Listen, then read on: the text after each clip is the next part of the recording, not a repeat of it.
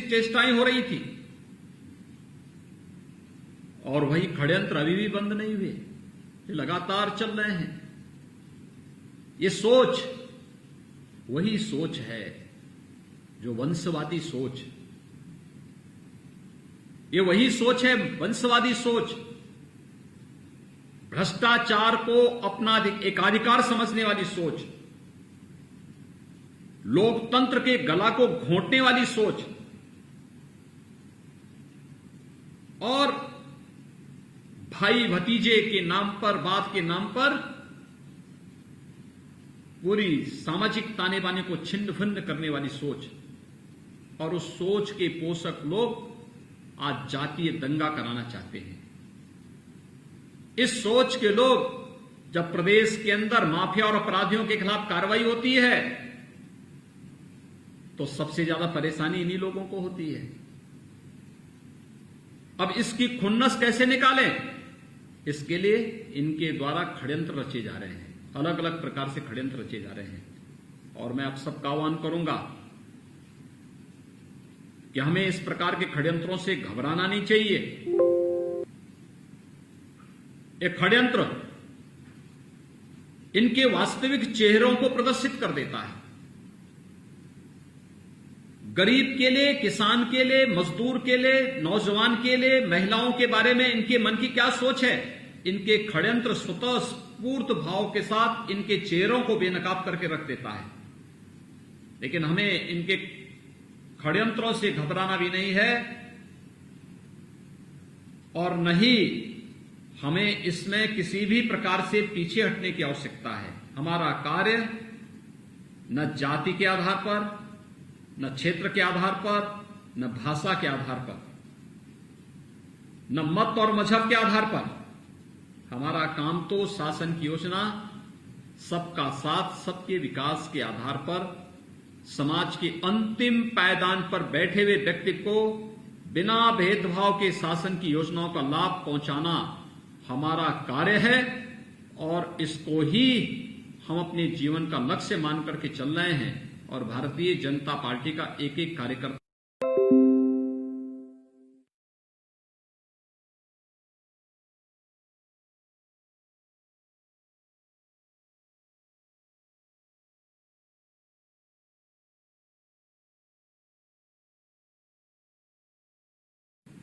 लेकिन विगत 6 वर्षों के दौरान प्रधानमंत्री मोदी जी ने जो योजनाएं दी, प्रधानमंत्री आवास योजना हो,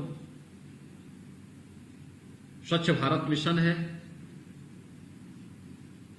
जनधन योजना है, प्रधानमंत्री उज्ज्वला योजना है, प्रधानमंत्री सौभाग्य योजना है,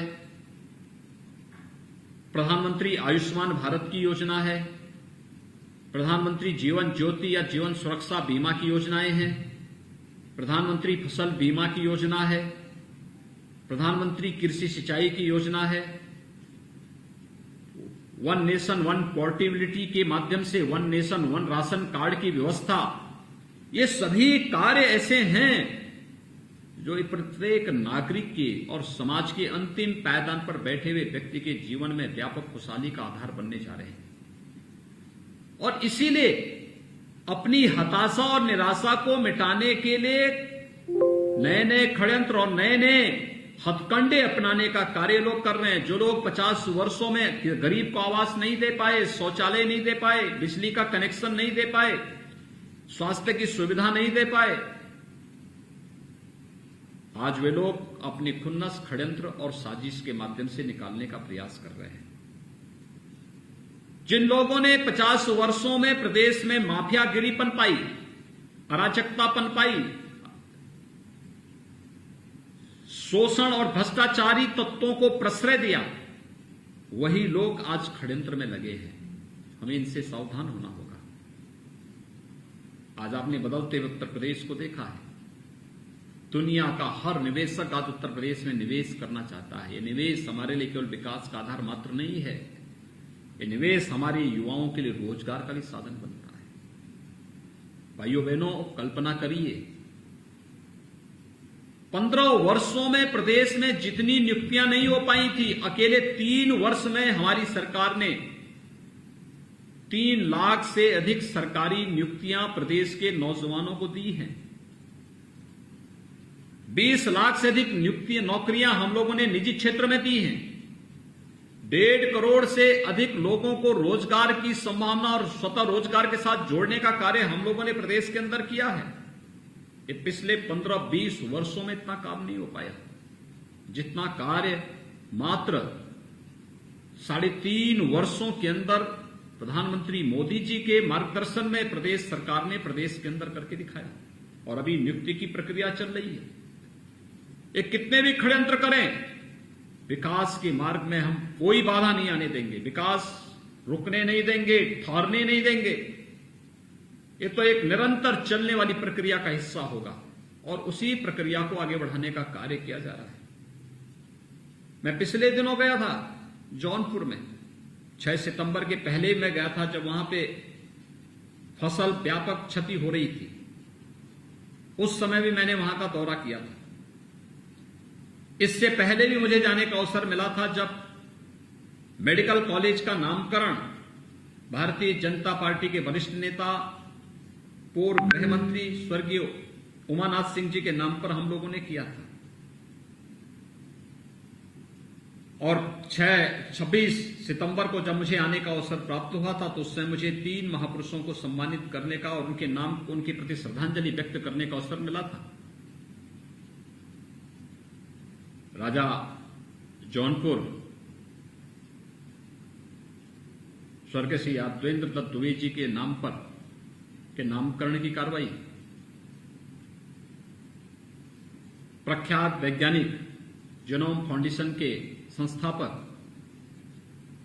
डॉक्टर लालजी सिंह जी की स्मृतियों को ताजा करने के लिए नामकरण की कार्रवाई, निषाद राज के नाम पर विद्यालय के कार्यक्रम को आगे बढ़ाने की कार्रवाई, ये सभी कार्यक्रम इसीलिए आगे बढ़ाए गए थे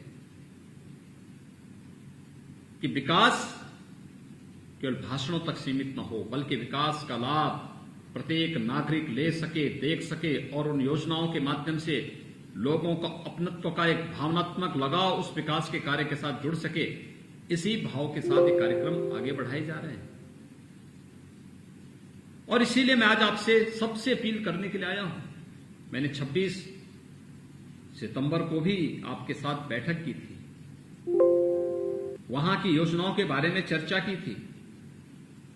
और आज फिर मैं आपसे कहना चाहता हूं, याद करिए, आपके जिले में पहले बिजली नहीं मिलती थी,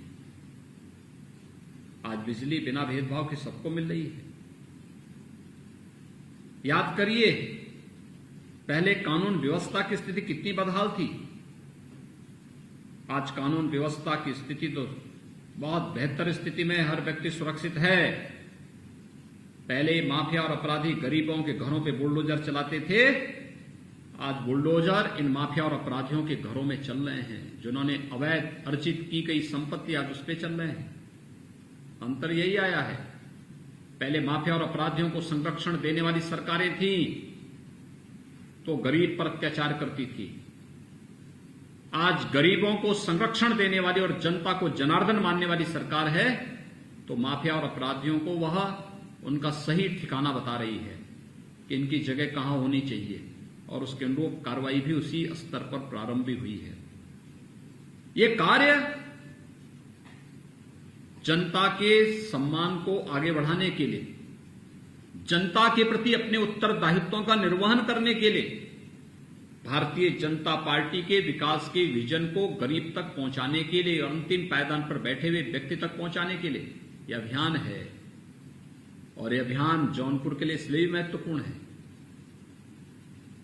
कि जौनपुर अंत्योदय के प्रणेता पंडित दीनदयाल उपाध्याय जी की कर्मभूमि रही है। पंडित दीनदयाल उपाध्याय जी की कर्मभूमि होने के नाते मैं पूछना चाहता हूं आप सभी से, और ये प्रश्न आप जनता जनार्दन के सामने भी कर सकते हैं, कि अगर हमने योजनाओं का लाभ समाज के अंतिम पायदान पर बैठे हुए व्यक्ति तक पहुंचाने के लिए, समाज के प्रत्येक तबके को देने के लिए जब कोई भेदभाव नहीं किया, न आवास देने में, न विद्युत के कनेक्शन देने में, न शौचालय देने में, न रसोई गैस का कनेक्शन देने में, न आयुष्मान भारत का लाभ देने में, किसान सम्मान निधि के लाभ देने में जब कोई भेदभाव नहीं, किसी योजना में कोई भेदभाव नहीं, तो फिर भारतीय जनता पार्टी के साथ तो प्रत्येक नागरिक को जुड़ना चाहिए। हर एक व्यक्ति का स्वतःस्फूर्त भाव लगा भारतीय जनता पार्टी के साथ जुड़ता है। क्या कारण है कि सबके बावजूद भी जातीयता के नाम पर लोग समाज को विभाजित करने में सफल हो जाते हैं? इसकी तह में हमें जाना पड़ेगा। यह विभाजन विकास को कमजोर करता है, और जब भी विकास कमजोर होता है, याद रखना, इसकी कीमत समाज को चुकानी पड़ती है, हर एक तबके को चुकानी पड़ती है। डेवलपमेंट जब भी थमेगा, पलायन होगा। डेवलपमेंट जब भी रुकेगा, गरीब से लेकर के समाज के हर एक तबके पर इसका व्यापक प्रभाव पड़ता है। और इसलिए मैं आप सबका आह्वान करने के लिए आया हूं कि उपचुनाव को मात्र एक उपचुनाव की औपचारिकता न बनाएं। उपचुनाव का मतलब विकास की एक नई धारा को फिर से प्रारंभ करने का है। मल्हानी विधानसभा क्षेत्र इसी दृष्टि से किसी भावनाओं में बहने की आवश्यकता नहीं, उसे परिणाम में बदलने के लिए किए जाने वाले प्रयास को आगे बढ़ाने का कार्य है।